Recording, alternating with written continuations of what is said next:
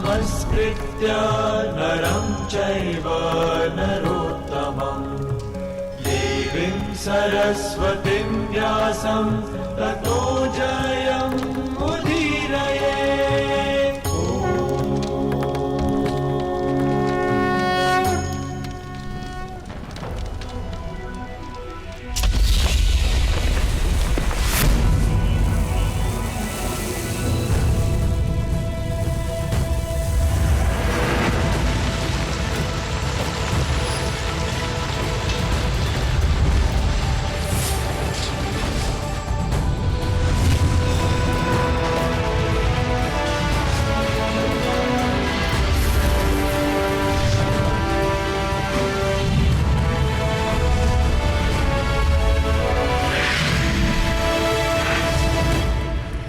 देवराज इंद्र के आशीर्वाद से निर्मित ये भव्य नगर इंद्रप्रस्थ कहलाएगा।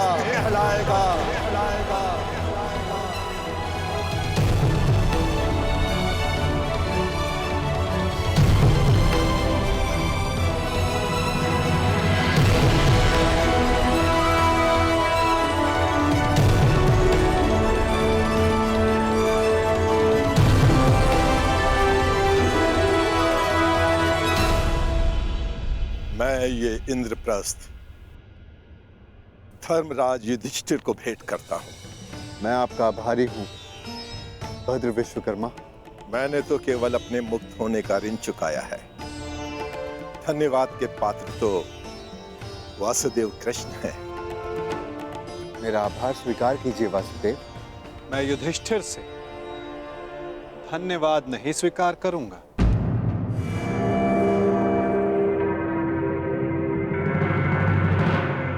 क्यों वासुदेव? क्योंकि मुझे सम्राट युधिष्ठिर से धन्यवाद लेना है। समय आ गया है कि आप राजसूय यज्ञ संपन्न करके सम्राट की पदवी पाएं। धर्मराज, यज्ञ का संकल्प लो। आर्यव्रत के समस्त राजाओं को निमंत्रण दो। मैं चाहता हूं कि संपूर्ण आर्यव्रत आपका प्रभुत्व स्वीकार करे।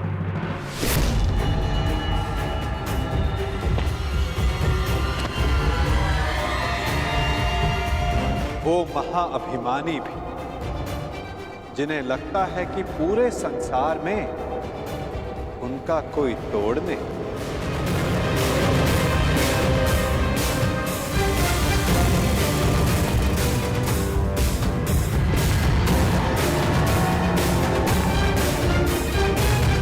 वो जो वरदान के दम में सबको श्रापित समझते हैं।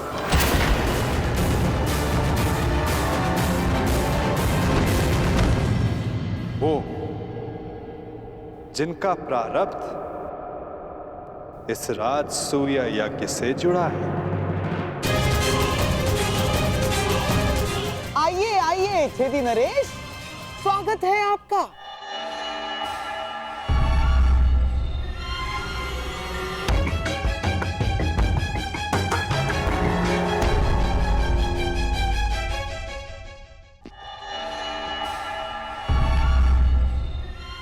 नरेश, टूटी टांग के लिए चिकित्सक से परामर्श ली या अब भी बतख की तरह खिला के चलते हैं?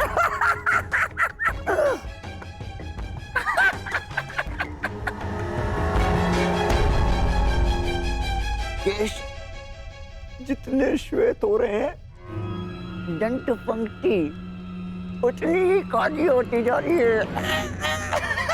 छेदी नरेश, कदाचित आप भूल रहे हैं कि आप किसका उपहास कर रहे हैं। क्षमा करना, महाबली सर्वशक्तिशाली दुर्योधन, हमें अभी भी स्मरण हुआ।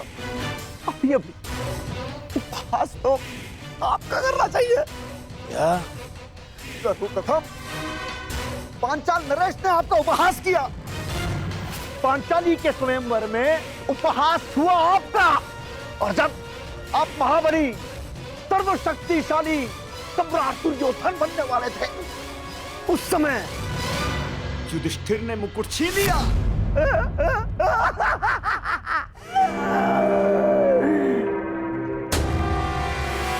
और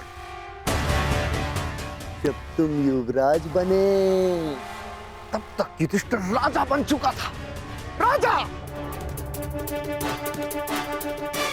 कहावत याद आई, धोबी का श्वान न घर का न घाट का। बस क्षमा करना, मत करना। मैं मूर्ख हूं, दुष्ट हूं, अस्त्र शक्तिशाली है।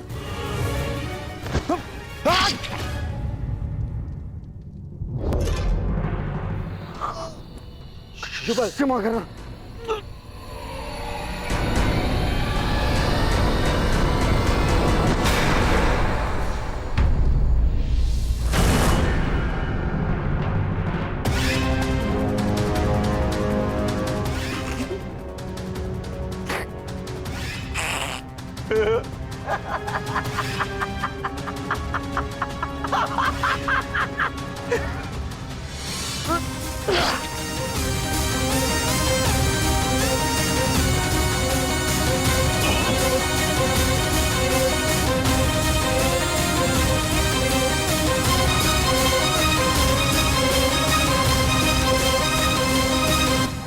समझ में आया मेरे होने वाले सम्राट?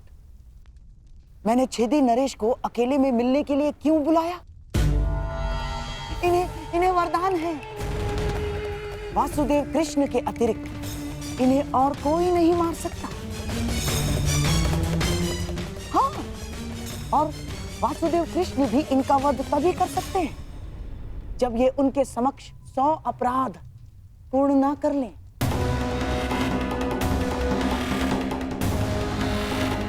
उस वासुदेव कृष्ण के हर छल का उत्तर है ये छेदी नरेश शिशुपाल।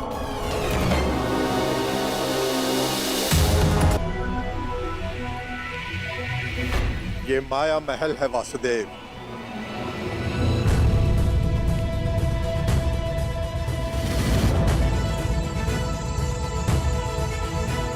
अद्भुत भद्र विश्वकर्मा, बहुत ही सुंदर भवन है। मैंने सोचा देवी पांचाली के मनोरंजन के लिए कुछ विशेष प्रयास कर लूं।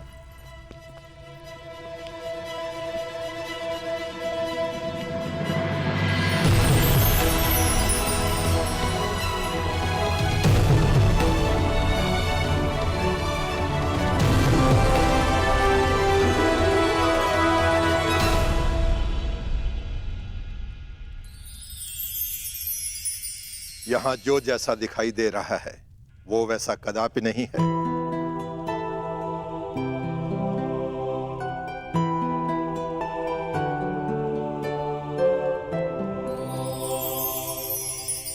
गुप्तचरों से सूचना प्राप्त हुई कि पांडव राजसूय यज्ञ करने वाले हैं और आप भी वहां जाएंगे। यद्यपि कृष्ण के मित्र मेरे स्वाभाविक शत्रु हैं, हाँ, परंतु पिता के आदेश के कारण जाना होगा। तो कुछ ऐसा कीजिए ना कि आपके स्वाभाविक शत्रुओं का प्रयोजन विफल हो जाए।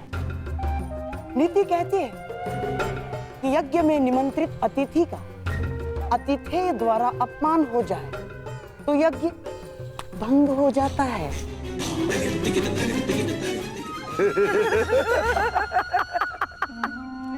शिशुपाल, ये तो अत्यंत सरल कार्य है। गांधार नरेश, आपने तो वो कार्य बता दिया जिसमें मुझे सर्वाधिक आनंद की अनुभूति होती है। अपमान।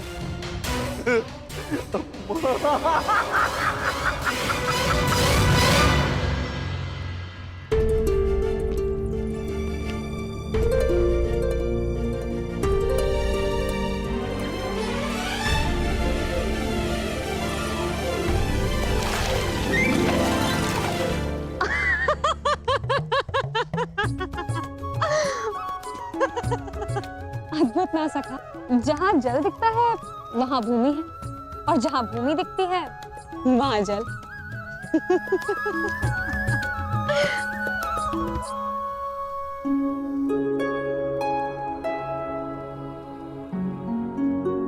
सखा, आप मेरे हाथ पर क्रोधित तो नहीं है ना?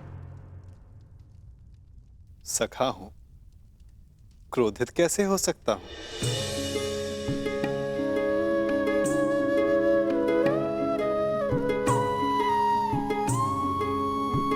परंतु कदाचित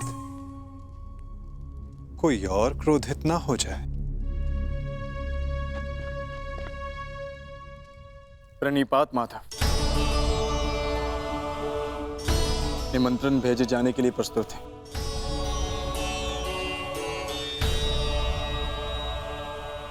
तो पहला निमंत्रण हस्तिनापुर जाएगा।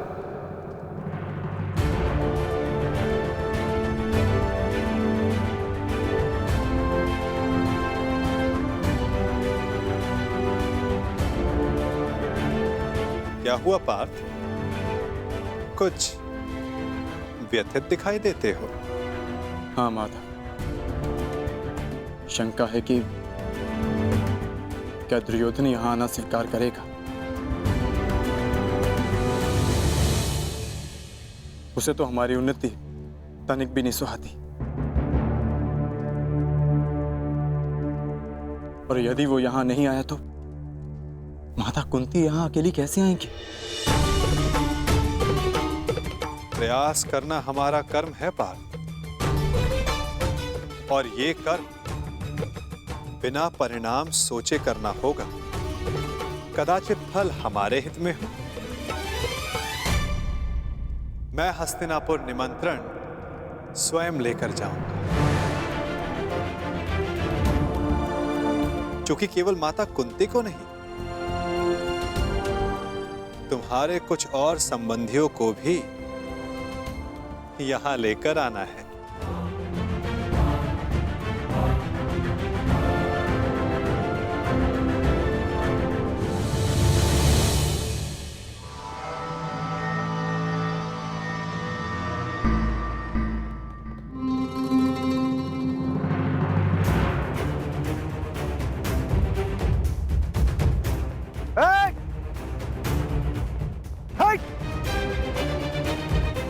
देख नहीं रहे तुम्हारे समक्ष छेदी नरेश शिशुपाल खड़े हैं।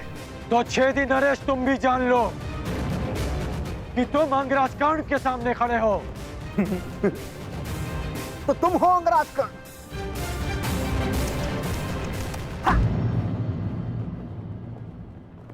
दान में बंजर भूमि क्या मिल गई? स्वयं को राजा समझ बैठा। भूल गए कि सूत का काम रथ की बागडोर संभालना है, राज्य की नहीं।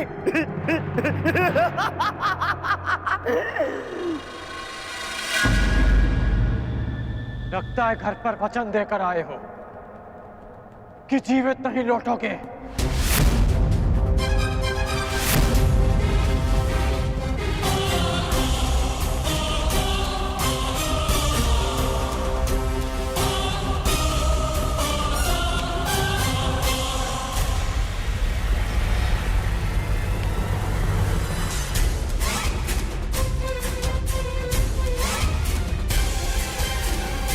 अरे मित्रकर्ण, ये शिशुपाल है, ये मेरे अतिथि हैं और मेरे मित्र भी, और इस नाते से आप दोनों भी मित्र ही हुए।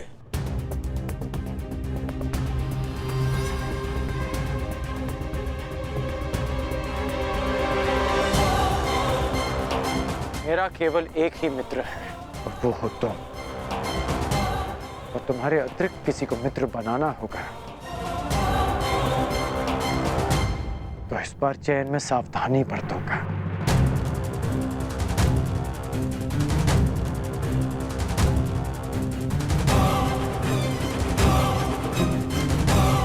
अपने अतिथि की मर्यादा में रहने की चेतावनी अवश्य दे देना मित्र।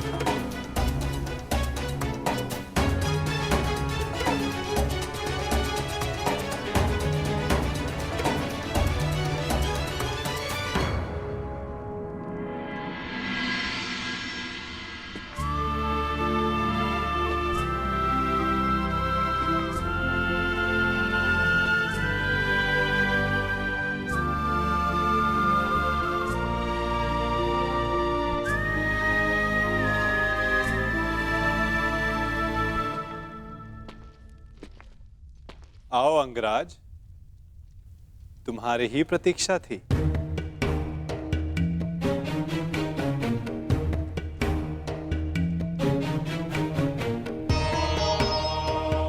क्षमा कीजिए वासुदेव, मुझे ज्ञात नहीं था कि आप भी यहाँ हैं। कोई समस्या नहीं मित्र। बहुत कुछ है जो अब तक सबको ज्ञात नहीं, परंतु अब सबको ज्ञात होगा। मैं वासुदेव कृष्ण इस सभा में उपस्थित समस्त जनों को अपनी और राजा युधिष्ठिर की ओर से प्रणाम करता हूं और उनकी ओर से आप सबको निमंत्रण देता हूं। कैसा निमंत्रण वासुदेव? अपनों को निमंत्रण आनंदो उत्सव के लिए ही दिया जाता है महाराज। आपने हस्तिनापुर का एक भाग खांडव प्रस्थ पांडवों को दिया और उन्होंने अपनी परिश्रम और योग्यता से उसे महान इंद्रप्रस्थ में परिवर्तित कर दिया।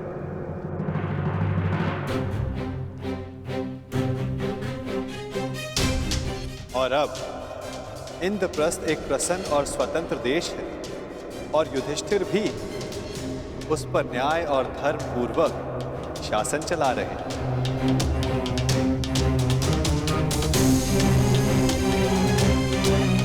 मैं हस्तिनापुर को बधाई देना चाहता हूं कि धर्मराज राजसूया यज्ञ संपन्न करके चक्रवर्ती होने जा रहे हैं और उन्होंने सादर आप सबको इस यज्ञ के आयोजन में निमंत्रित किया है।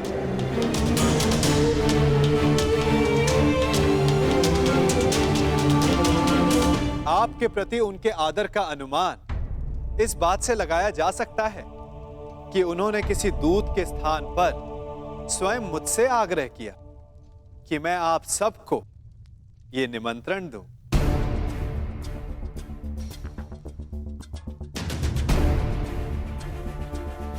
वासुदेव, यह जानकर प्रसन्नता हुई कि पांडव पुत्रों ने बंजर भूमि को इंद्रप्रस्थ बना दिया।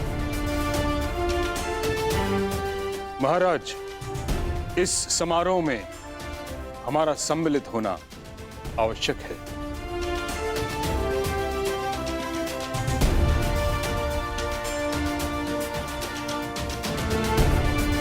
कुरुवंश की संतान चक्रवर्ती सम्राट बने, यह हमारे लिए गर्व की बात है।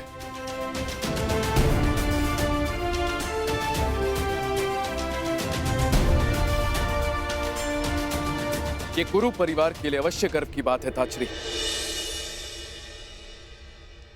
परंतु हस्तिनापुर यदि इस यज्ञ में सम्मिलित हुआ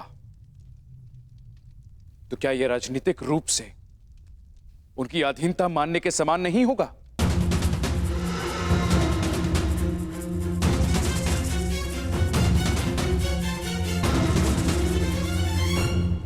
मुझे आश्चर्य है महाराज, आपके मन में यह विचार आया कैसे?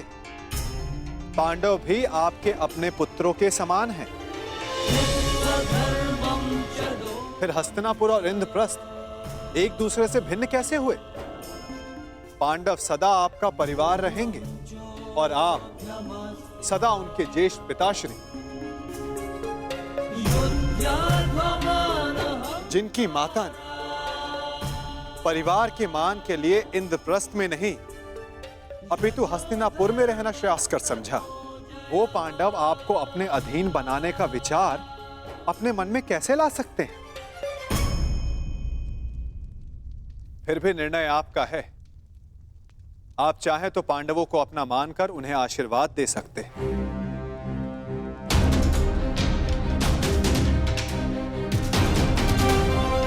या फिर वहां अनुपस्थित होकर यह दर्शा सकते हैं कि हस्तिनापुर पांडवों के वैभव से ईर्ष्या रखने लगा है। तुम्हारा क्या मत है विदुर?